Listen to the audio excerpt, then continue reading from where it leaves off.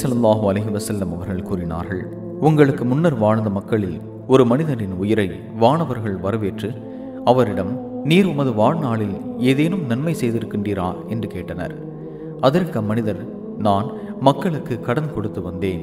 வசதியான கடனாளிக்கும் அவகாசம் அளிக்கும்படியும் அவர் கடனை திருப்பி செலுத்த தாமதம் செய்வதை கண்டுகொள்ளாமல் விட்டுவிடும்படியும் நான் என் ஊழியர்களுக்கு கட்டளையிட்டிருந்தேன் என்று கூறினார்.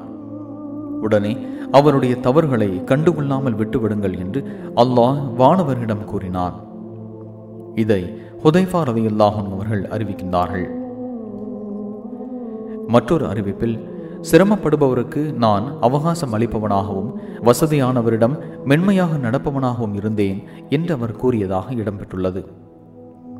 மற்றொரு அறிவிப்பில், வசதியானவருக்கு அவகாசம் வழங்கியும் சிரமப்படுபவரின் கடனை தள்ளுபடி செய்தும் வந்தேன் என்று கூறியதாக இடம்பெற்றுள்ளது. மற்றொரு அறிவிப்பில், வசதியானவரிடமிருந்து கடனை திரும்ப பெற்றுக்கொண்டு சிரமப்படுபவரின் கடனை தள்ளுபடி செய்து வந்தேன் என்று கூறியதாக இடம்பெற்றுள்ளது.